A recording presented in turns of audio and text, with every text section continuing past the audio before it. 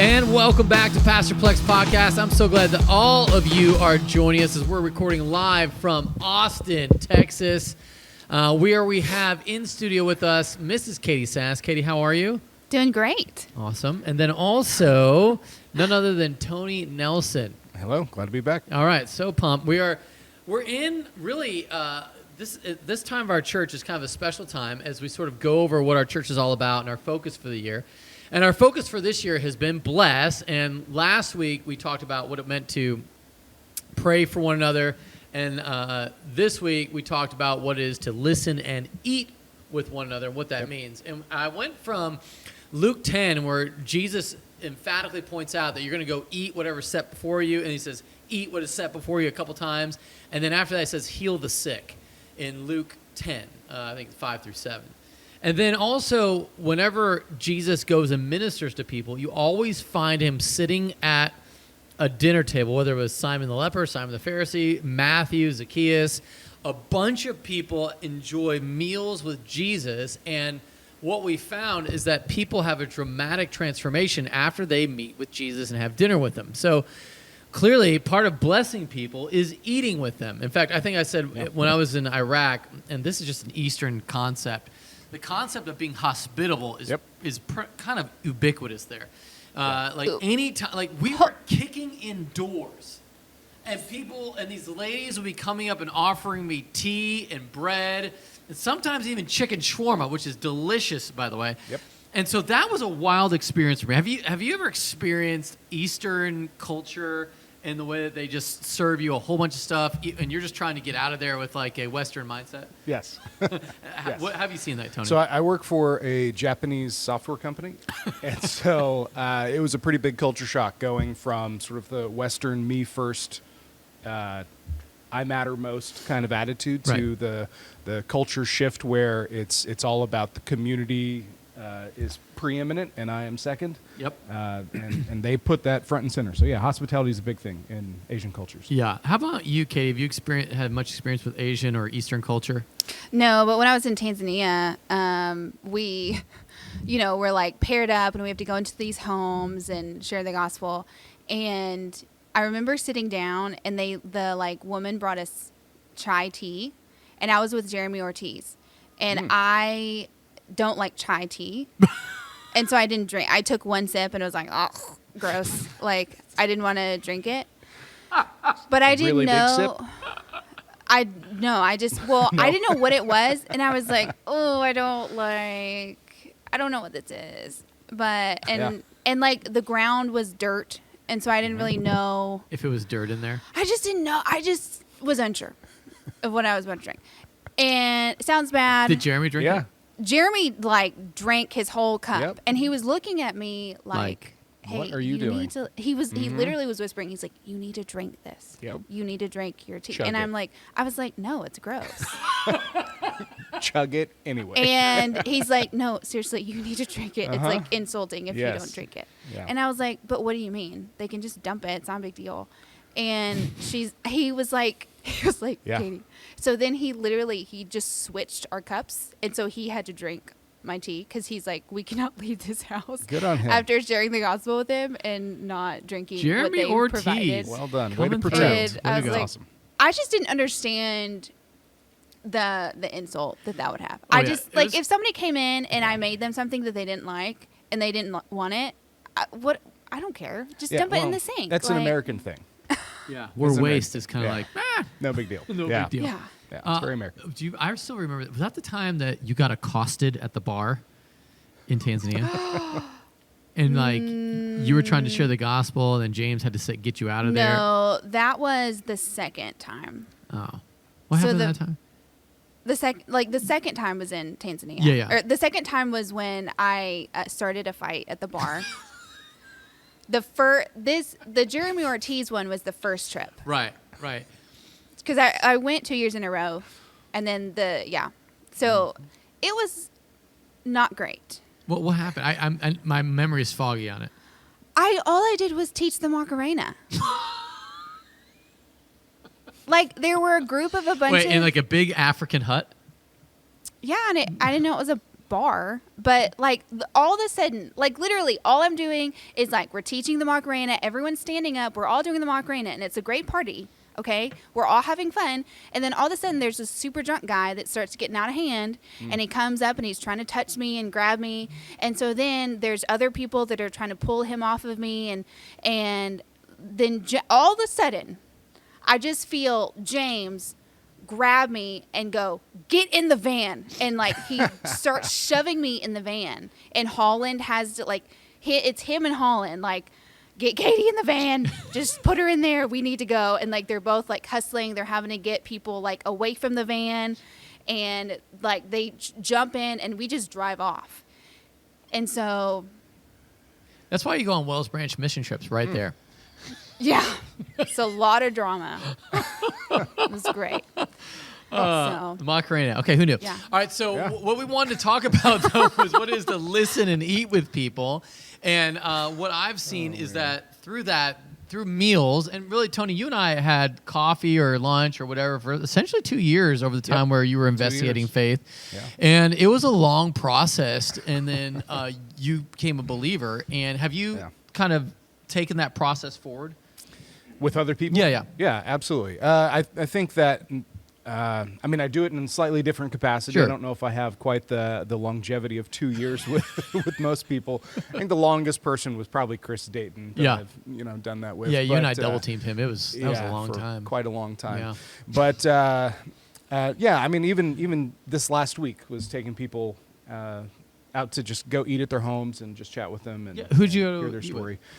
So we have so my wife and I put our daughter in jiu-jitsu, I guess maybe almost 4 years ago, and that tends to be the place where we interact the most with non-Christian families. Yeah. And so we've got several people that we pray for, and one of the families has got 5 kids that goes out to jiu-jitsu, and I coach 3 of them. Oh, and wow. so we decided to arrange like a hangout pool party at their place. Nice. And then afterward went out to go eat and got to have Jessica and I share our testimonies with them. Found out they're both not believers, and they want to hear a little bit more about how and why we believe what we believe. So Yeah, it's great. Maybe we get them on the show. possibly. Yeah, Possibly. That'd be kind of Yeah, a fun that'd thing. be Okay, fun. all right. So that's an exciting thing. That's how you're actively using, just simply thinking through how to bless people. And I love the fact that you went to the pool at their house. Yes. And that's exactly like to hear their story in a place where their environment, it's their life. They don't feel stressed out by it. In fact, they probably felt honored to host you. It's also hard for them not to show up when it's their place. Boom. All right. What Just about saying. you, Catie? What about you, Catie? You were just sharing about one of your neighbors. Oh, yeah. So I have a neighbor named Agatha, and her husband's Ken. They have 2 kids, a son that's Ava's age, and then they have a little girl that's like maybe a year and a half now. And they're Jewish, and they're not like Orthodox Jew. They're not like weird Jewish people. They're very normal and relatable, but They don't have any black hats with little curls. So it's like cultural. yeah, so they're Okay. cultural, but they also have some sort of religious belief, but they wouldn't Okay. say they like practice Do religiously. they go to the synagogue anywhere? No, every once in a while Ken, the husband, will go. So his real name is really long, so we just call him Ken for short, Mhm. and it's Chen. So But- it's Chen. But he's like, y'all are allowed to call me Ken, like the Barbie doll. Right. And I'm very Does he look grateful. like a Barbie doll? Does he look like a Barbie? Does he look like Ken? Probably No? not. No. Not many people look like Ken, the Barbie doll. Yeah. But he, like every once in a while, I think he'll go, but she doesn't go with him because there's not like a lot of roles that women play, so it's just hard for her to go, and so, but I just love her. Like she is so fun, and then Ryan and Ken get along really well. They actually invited us over to celebrate like a Sabbath dinner. Oh, wow. With them. Oh, that's awesome. And it interesting. was really, really cool because they do it every Friday night. That's probably like the one religious thing that they do. So you do it every Friday. Yeah, every Friday they have a Sabbath dinner. Yeah. Okay. And they do the reading Shabbat, the whole and thing. the like the songs and they like he doesn't walk around with like the what's the thing called? The Yarmulke? hat? He doesn't walk around with that on. But like that night he'll wear one and then his son will wear one. And so it was really cool to Blessed are you, O Lord our God, King of the universe, that kind of stuff. I don't think so. Oh, okay. I don't think he said that. I mean, maybe in Jewish he did, but Because they were speaking Hebrew. yeah, like he literally. Oh, he does the whole thing. So he speaks Hebrew, and she's actually French, and so they met, and she converted to Judaism, and she was like sort of Catholic before, but yeah, Also cultural. Okay. yeah. So we hang out with the kids a lot.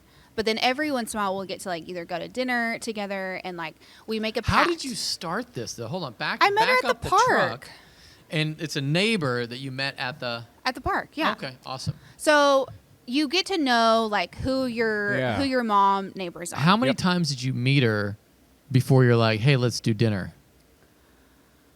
Like, does that make sense? Like, did you see her as a bunch at the park? We became friends like that day that we met. So like one, so Twice as one far, interaction, you got the phone number, and then you like. Oh hung out? yeah. So tell me how that went down.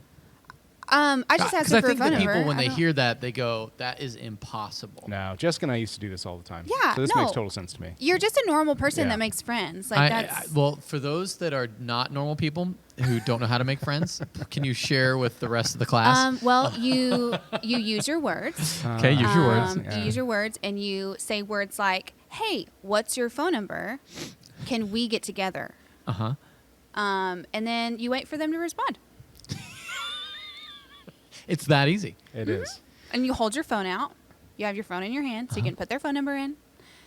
And then she didn't go like, ugh, and no weird noises or facial expressions. No. She wanted to spend time She with you. wanted to hang out because she had, I mean, at the time we met, her daughter was like 6 months old. And Ava and her son were 2. And so we were like, oh my gosh, like we have kids the same age. Let's hang out. Let's be friends. Yeah. I mean, moms want to be friends with each other. Like, I know that there's like the insecurity of like, oh no, I'm introverted. Like, I don't, but like we all crave friendship. Yeah. And so if you're the more outgoing one, even if you're not, Just you're a initiate. Christian, just do it. Yeah. You're called to get over it. Like, just like, I love that just about say, hey, can we be friends? I've never done that. That's weird. I do it all I mean, the time. that is straight up kindergarten. But That hey, is, that listen, is. everything you need to know you Let's learned in be kindergarten. That besties. was one of the great Yeah. moves. Yeah, just ask somebody. I mean, I do it all the time. And then I get their number and then we hang out and we get coffee and then we become friends. Yeah. Like, it's not weird.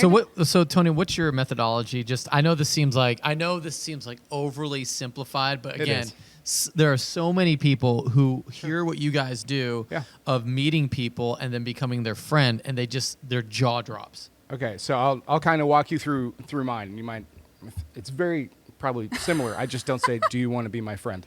But we'll let's say that I'm Define on the relationship. Yeah, let's say that we're on the playground and our kids are playing or something like that. I'd probably talk with the mom and the dad about what they do for work and about their family, how long have they lived here, just generally getting to know them. Yeah. And then when it's time to pack up and leave, I go, hey, wow, our kids really enjoyed playing with each other, and I had a great conversation. Why don't I give you my number, and we'll keep in touch and get the kids together again? yeah. Boom. Yeah. All right. It's real easy. And then I've even never if been you're told no, ever. You've Right. never been told no. No. Yeah. Hundreds of people a year. Have you ever been told no? Never. No. Never. So what we're saying is that if we want Well, to listen, hold on. Okay, come on, give it to me. There's one girl at the gym that like straight up avoids me every time I see her. Ooh. And I don't girl? 'Cause I might know her. I don't know. Well, I don't really see her as often as I used to. But so we met kind of in a weird way. Are you That's in the probably locker why. room? No, not in the locker room. That's like my favorite time to just hang out and talk. But we met. It was like her and her husband and her 2 sons. And I was with Ava, and we were at the pool. Yeah. And we're all like, I approach her because I see her, and I'm like, oh, she's a mom. maybe I can be friends with her. You're right. And so I just start talking to her, but then she seems kind of more like introverted. Like she doesn't really seem like she's super into the conversation. Right. But then her husband is the one that I'm interacting with the most because she, like, I'm looking at her and I'm asking her the questions. Yep. And she's just kind of soft spoken, but he seems like the more outgoing one. Sure. And so I'm not trying to talk to her husband in a bikini, but it's just happening.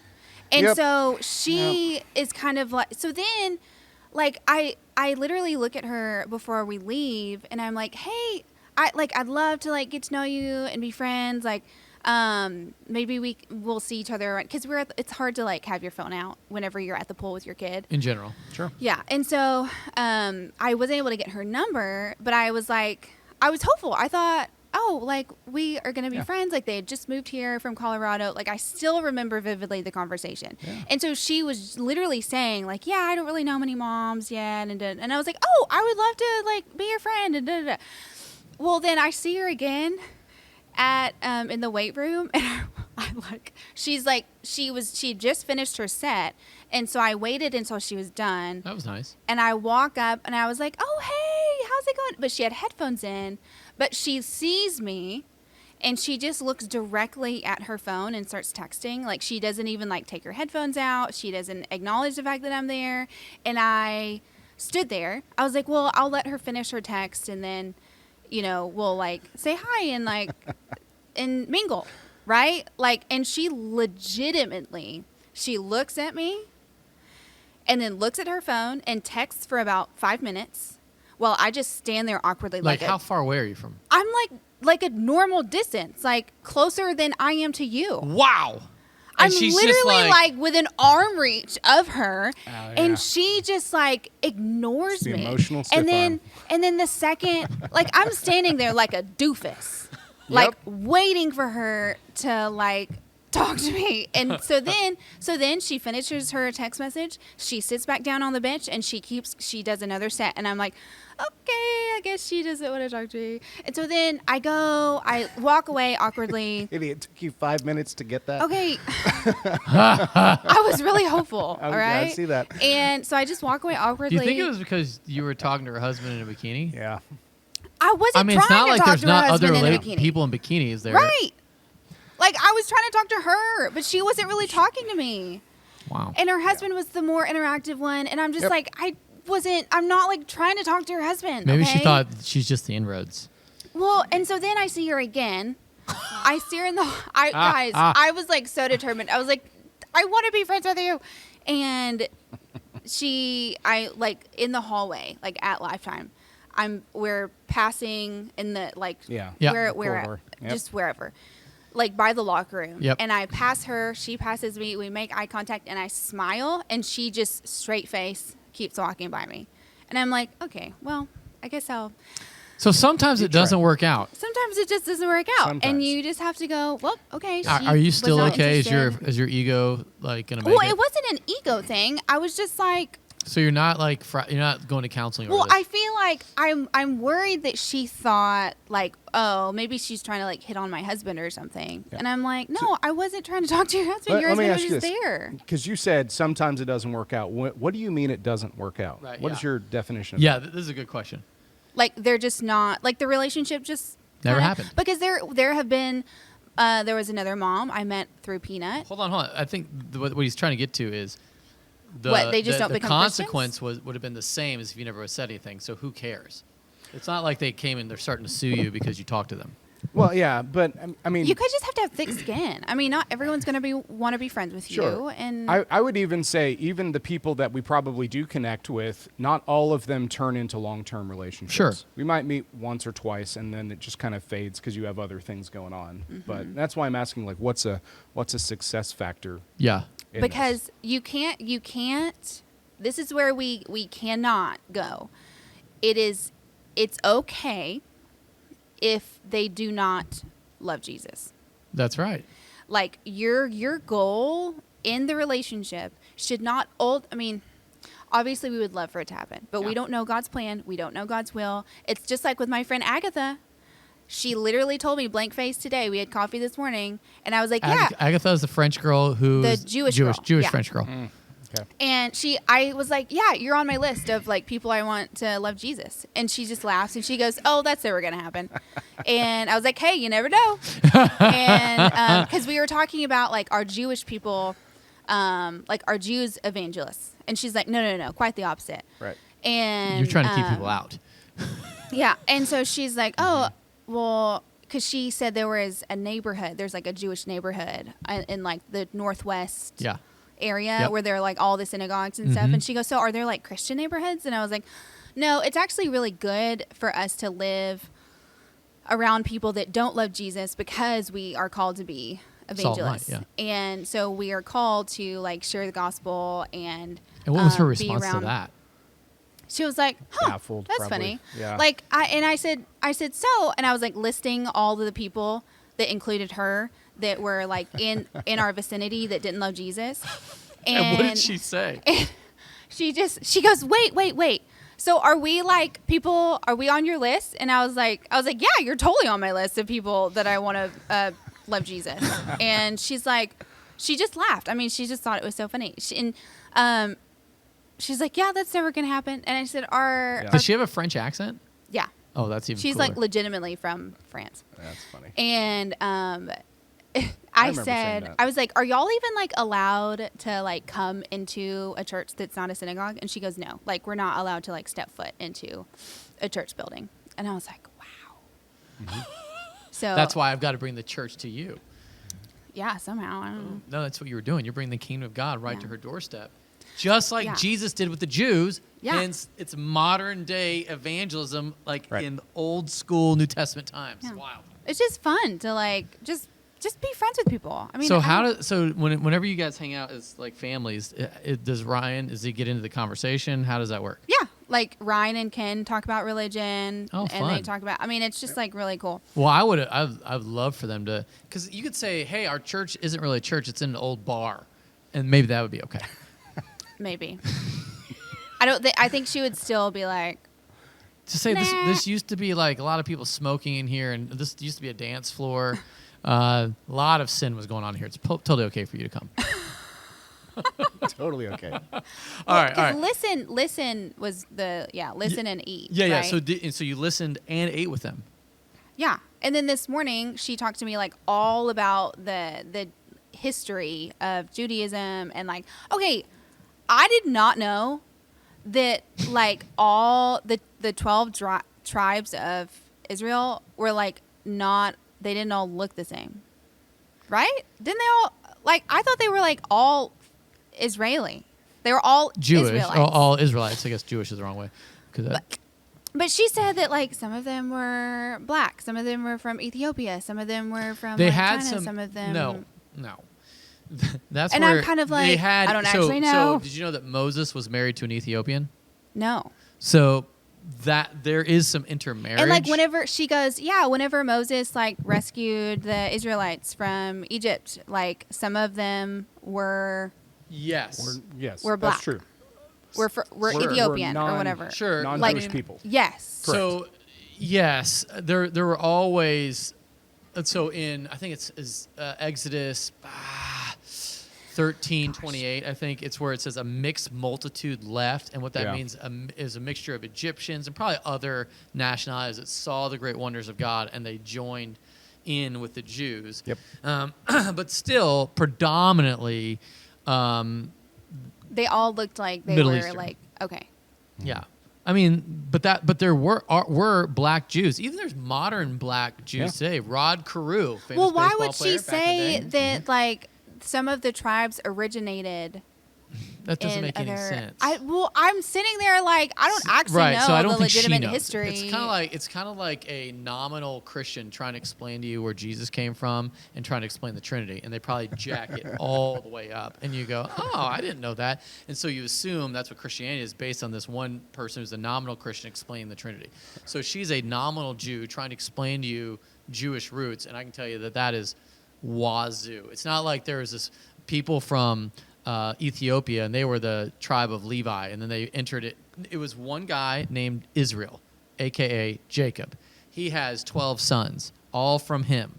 Now, he does have different wives, but even his wives are of Middle Eastern descent. Maybe they were a little bit darker, but nobody was black. Okay, I'm glad I asked about this. I was like, but I do. I'm so confused. Just think, anytime a nominal Muslim, Jewish person, Hindu, Buddhist says anything, just think I about was just wazoo accepting stuff Christians say when they just show up to church a couple times and they think they know what they're talking about. Yeah.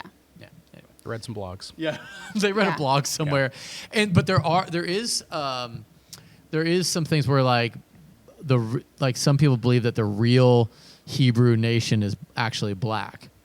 Came from Ethiopia. Yeah, so that is a concept, and that's not right. Why Ethiopia and nowhere else in Africa? Well, Ethiopia. Is this interesting or is this boring? Well, I don't know. The fact that you're interested makes it just sort of wild to me. I'm like. So Ethiopia represents the Horn of Africa, where sort of like there's a lot of sea trade in there. There is. And so then it was that was where all the cultures could mix, because it's partially sub-Saharan, because the thing that splits Egypt from like Ethiopia is a big desert. Yep. And so then you still have seafaring people that go all over. So Midian, which is modern day Saudi Arabia, was there. You've got Egypt was there. So all these different cultures it's a big melting pot of different cultures. But if you go to Ethiopia, they're clearly black. If you go to Egypt, clearly Middle Eastern, and more Middle Eastern towards white. If you go to Turkey, there's like blonde-haired, blonde-haired, blue-eyed white people there. It's sort of it's weird how everything comes together in Israel. Modern day Israel is like the big middle of the world. It's wild.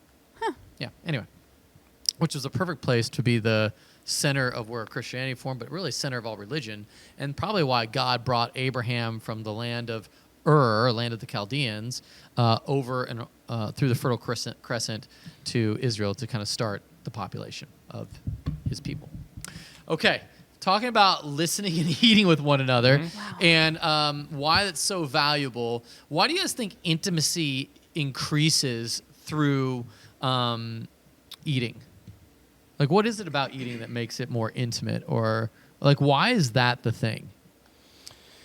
At least from what I've experienced, it's just a time where walls kind of come down. There's enough to where you're not focusing on doing other things.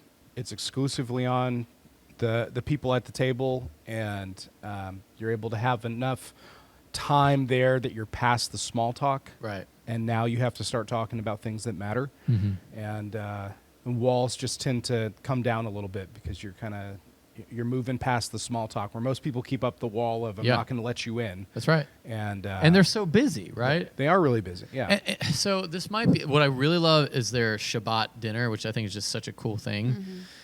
But that's family. And what I really want to kind of show you this is, now, in American culture, we've lost this a little bit because we have sports and we have stuff and we have things. But the most intimate time, at least still for us, maybe our family prayer time before we go to bed, but when we're at the dinner table, like, I have all sorts of conversations. I got Paxton screaming at me for about one thing.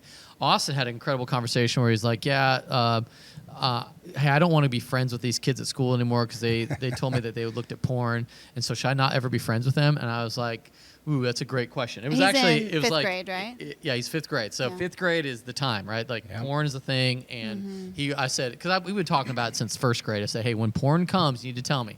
And when somebody says to you, I want you to look at something, I want you to let me know. So yesterday was the day, which is sort of a wild thing. Like, fifth grade, which actually I think is pretty great. I was like pretty impressed that we waited all the way to fifth grade. I've heard like first grade, second grade, but up until this point, we had never. I'd always like, Dad, what are you even talking about? Naked people? What are you? But it was fifth grade, and it hit, and I was like, way to go, you had your day! And we celebrated the day that porn entered into his life, in the sense where he was like, I told him I will never look at that, and I don't even want to be your friend. I said, whoa. All right, so what we want those sound bites you take out of context and totally. But it really was. It was something we've been preparing Austin for years. Yeah. And it felt like, man, maybe we're way ahead of the power curve on this, and now we're like, bam.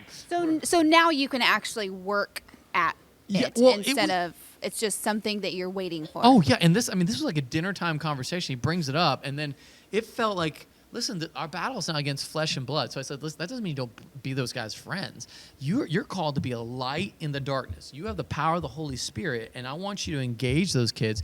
But that doesn't mean I want you going over their house and looking at stuff. So the second Right. anyone pulls out their phone to look at somebody, say, hey guys, I gotta go. I'm out of here. That's not my thing. I love you guys, but I will not permit myself to see that because I know what that will do to my soul. And so then whenever you need to invite those kids over to our house so they can join our family experience. And when people get to join our family experience, they get to see what real love looks like and real life looks like. And Changes I think things. it changes everything. Yeah, it does. And so I feel like that's the part that, especially for the public school crowd over here, it is really, you got to be really intentional. But my son eats with people every single day that are completely so far from God. And like we one of the things that we prayed about for the first day of school was like being bold for your faith. He's like, I don't want to be bold for my faith. I said, do you want to be a Christian or not? He's like, oh, I do. I don't know. And it was scary. It was scary. And so we really prayed through that. And then on his first day of school, he put a flag in the ground and said, I'm a Christian. He used the word religion, which was sort of fun. Like, I believe in my religion and I'm a Christian. And I was like, all right, way to go. But from that point forward, I said, watch, you're going to see people will avoid you on certain topics or they'll change their language around you because you make that stand. And that's exactly what happens when Jesus rolls into a tax collector's house. People changed the way they acted when righteousness came in. It was unafraid to be righteous. It was unafraid to be bold. It was unafraid to say, I don't do that thing. And people change when righteousness comes, they change to be around righteousness because there's something really powerful about that and draws you toward it, or completely repels you and they're out, which is totally fine.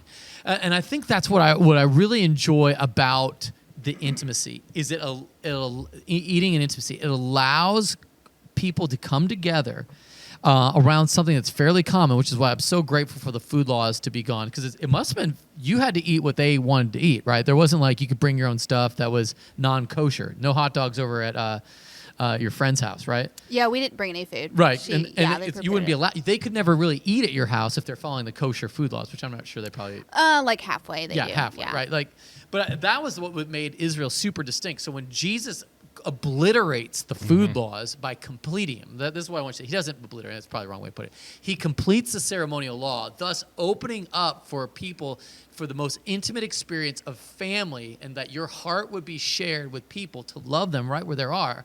And that's where the conversations of life happen around a dinner table. And that's what I get excited about. That's why I'm excited for you, Tony, and like all the people that are in my sphere of influence that I want to spend time with, which is why probably one of the big things for my men's night where we have beer, beef, and Bible is like guys drop their guard down. They're eating food for the first 30 minutes. There's zero structure. It's just eat food, hang out, socialize, and be friends. Yep. And that creates friendship that's going to last beyond 10 minutes. And I think it's an important aspect of our Christian lives to listen and eat with people.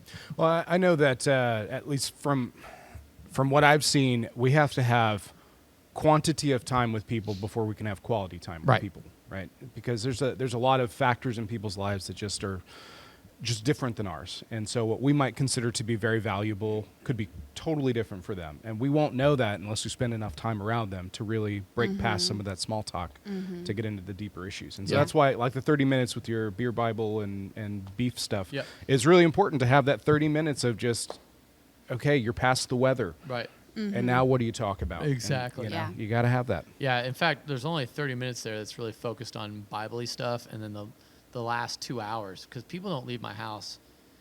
I think Machine Gun Nick leaves the house around midnight, That's great. And it's awesome. I think that's truly one of my favorite times is on Tuesday. Well, that's actually tonight. It's one of my favorite times just to be with men and just enjoy their company. And my wife actually loves the post Bible study time, and it's hysterical when she kind of joins the conversation. But it's just really awesome, and I just love the experience of guys just connecting. And it's not everyone, in fact, what's really interesting, I now have to call it really probably something else, because a lot of like former alcoholics are coming or people have quit drinking since they... So you got to stop the alcohol? I don't know if we're going to stop it, but I encourage everyone to bring sparkling water this time. Alternative. The alternative. Yeah. It was interesting how like that was the original, like the draw originally. I was like, oh, how can I get people that were far from God to come? Oh, beer. Sure. And then they came, and then they'd be like, I can't drink anymore. And I'm like, awesome. And then and so now we have like this dichotomy of thing, but still, it still works. It's Yeah. it's wild. Yeah. Well, and I think just to add to what you were saying, Tony, of like you have to kind of have other experiences with them before. Anyways, I kind of forgot what you said, but like I loved what Megan was talking about at Focus. Yeah. When Zayla. yes, Yeah. Megan Zayla, she was talking about how like she sees these girls as like genuine friends. Right. Like they're not projects. People can kind of sense when Oh, you're yeah. not genuinely in the friendship. It's an alternative. Like, yeah. And I think I used to be really bad at that, where I would see people as projects and I would just go, okay, well, they're just my non-Jesus friend that I'm like trying to get into church, but I wouldn't really view them As as a a genuine real friend. And so like, that's why I didn't really pursue anything with like this other mom that I met through Peanut. We had a play date and, you know, like it was fine, but we just did not click. Yeah. We didn't hit it off. Like it just was awkward. And I told myself, I said, if I'm going to invest genuinely into these relationships, I have to really like them. Like it has to be an enjoyable experience to hang out with them. I just be careful with that. Just because, let's say your next door neighbor is not enjoyable, and you're not thrilled about them, you still got to love, serve, and Well, yeah, you still love and serve sure, them. yeah, and I'm with you. I just feel like I get. But you can't. I get You're gonna burn nervous. out. Like Sure. it's not a cop out. You don't need to go on vacation with them. Right. Sure.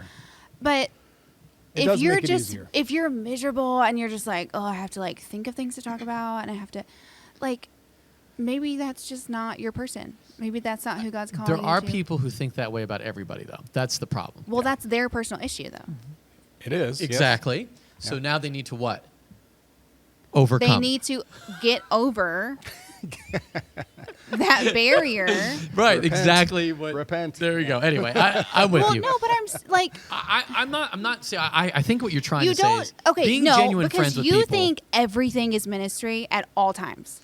And that is irritating. No, it's because you not. have to learn how to have real friends. Yeah, real friends. And so these real, like I told Agatha, I said, you know what? Like I know my heart is for you to like know Jesus Right. and love Jesus Yeah. and become a Christian. But if you don't, I'm still so excited we're friends Sure. How long Like- would you do that for? for a long time. Right. I mean, And that's for- what I'm saying. So like, Yeah, like so like but, with Tony, like- I thought there was moments with Tony where I was like, this ain't never happening. But him being a Christian. But I'm saying, like, you don't want to burn yourself. Like, if you just But- think, oh, I have to do this, I have to do this, I have to hang out with this person, that, like, I just don't, I don't know. It just No, doesn't- I agree with that. I agree with where you're going. I think that you're I going to think- hate evangelism if you just cause yourself to be miserable and, like, try I to guess hang what out I'm with people saying that is you don't that have for the anything in person common that with. doesn't do what you do, like I think for you that's very wise because you have a plethora of people you could invest in. Right. Whereas I think most people have like It starts real small. it's really teeny But you tiny. have to determine what's quality over quantity. You can't have like 20 or 25 people that you're trying to invest in. And that you're right. trying But I to think what happens for a lot evangelize of people to. listening to this, they have one person they know. Right. They assume they're too hard, so they go, "Well, I guess I'm not called to." yeah. So my point was, you can't know quality unless you have quantity. Right. Because Yeah. what if the small people that you have are the not fun ones? Like you Well, have it's to not, have like, quantity not to fun. get to It's the. not that this lady. It's get not to the that this fun. check wasn't fun. It's just that there wasn't this like prompting of Yeah. like this is who I. But with Amber, we were kind of unlikely friends. Yeah. Amber's the one who lost her child. Yes, Yeah. Amber's the first mom that I met on Peanut, and we were unlikely friends. We didn't really like. And you mesh, overcame. But there was this prompting of like God prompting me. This is who I want you to dive into. Yeah. Like this is it. So you're saying two things. You're saying only invest in the people that you like, and then you're saying, well, God called me to invest in this person I wasn't really like super thrilled about, but God used it. I guess that's all I'm saying is just be careful in saying like only pick the people that you like, because that sounds very like. But I've known, like, I feel like there are times where people get burnt out because they're like, well, I'm supposed to do this. I'm supposed to do this. I'm supposed to do this. So I have to do that's this. a different issue. And I'm That's like, a gospel I feel issue. miserable. And so then they just quit because they saw every relationship as a project. Issue of not understanding the gospel. Because if you think that God is more concerned with you reaching that person than your own rest in him, Right. then you will think like that. Right. Because the thing you have to remember is that God's in charge of salvation anyway. All Yeah. you're doing is showing up to enjoy the ride. And if you're not enjoying the ride, you're doing something wrong. Does that make sense? Because they're genuine people. Like, they're real Sure, people. 100%. Oh, yeah. They're real people that you pour into genuinely and authentically, and they're not projects. They are. I think you're trying to emphasize the right things, but what it can sound like is I'm only going to spend time with Just people don't- that I like. I'm just Easy saying, people. don't Easy run people. yourself Yeah. ragged. Yeah, That's what I'm trying to that's say. what I'm Don't saying. run I'm yourself with ragged you. like Chris Especially Platt for Pole. somebody that has I agree. like a million friends like you do. That could be like a tendency for you to just kill yourself. Yeah. Yeah, but I have to pick and choose. Right. Yeah. And I think that's right for you. Who Now, I'm gonna for pour those into. of us Absolutely. that aren't plethora people and only have like one or two people, and it's like, man, I just got these people, and to go outside of that would be too big of a stretch. Well, maybe God has these people for you now. You need to love them where you're at. And I think that's a struggle for people, right? I think that's what's hard, is that they don't know how to do that. Well, you have to figure out how to live outside of You your have to understand Christian grace. bubble. I think the biggest part of evangelism is it's not a have to, it's a get to. And when you get to Right. the have to part, it's like, what are you doing? Yeah. That's the part that you're missing, Yeah. because this is the greatest joy in my life. Like if someone says like, hey, Katie, listen, you're going to have to talk about Ryan. I know it's a pain. I know he's a complete jerk, but you're going to have to talk really nicely about him to 5 people this week. That's weird, right? Right. But instead you're like, oh, my husband Ryan. And you just talk about Ryan. He's Mm-hmm. great. And he's good looking and he's amazing. He's really patient with you and he's really sweet. And we hear all these wonderful things about Ryan. That wasn't a have to. That was a get to. Well, let me Right. tell me about Ava. You're like, oh, well, let me tell you. You know, like that's exciting to share. Yeah. That's what our relationship with Jesus is like. And I think sometimes we can look at this chore of evangelism and it's not coming out of the overflow of our heart, because look what Jesus has done for me in my worship, and I'm resting in him. It's like, Yeah. oh, all right, listen, I got to tell you about this, and this is hard, but Yeah. you're going to hell. And it sucks for you. But Jesus died on the cross. Do you want to get in on this or not? All right. Like, Yeah. if you go in that direction, then that might be painful, right? I mean, Yeah. It's pretty Well, brutal. and like I think the mindset of it's only a win if they become a Christian yeah. is not the right That's It's mindset. not. No. That's not the right. No. You're right. Like, The kingdom of like- God has come near. yeah, we don't want you to be discouraged just because you think, because like the truth is, the reality is, Agatha and Ken might never become It's Christians. highly unlikely. It's like be very a unlikely. miracle.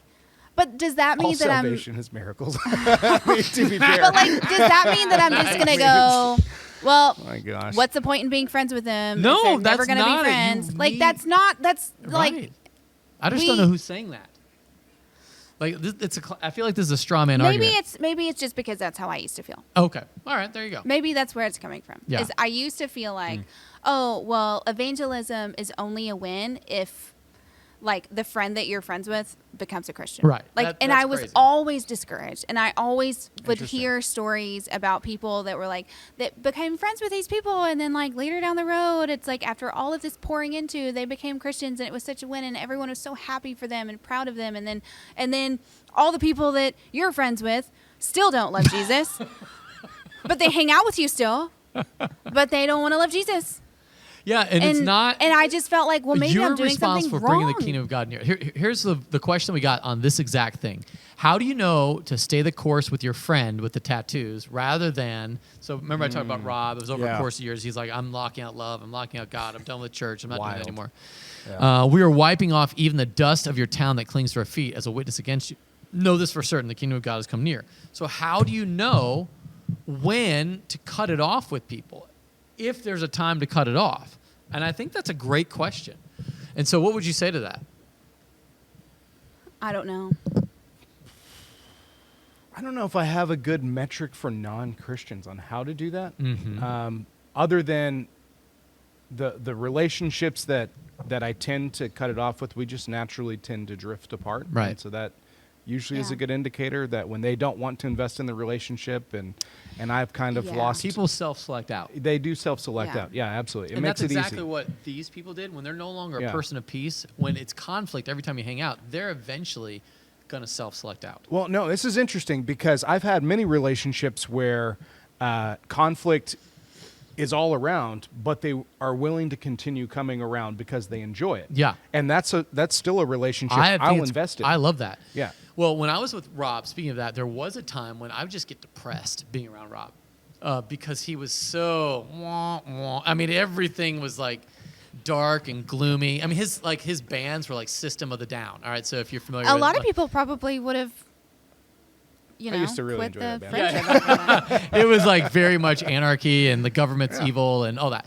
And so I was like, and so we talk and we go around and around philosophically. And I remember one time I was like, Rob, I can't spend quite as much time with you. I'm starting to lose my joy.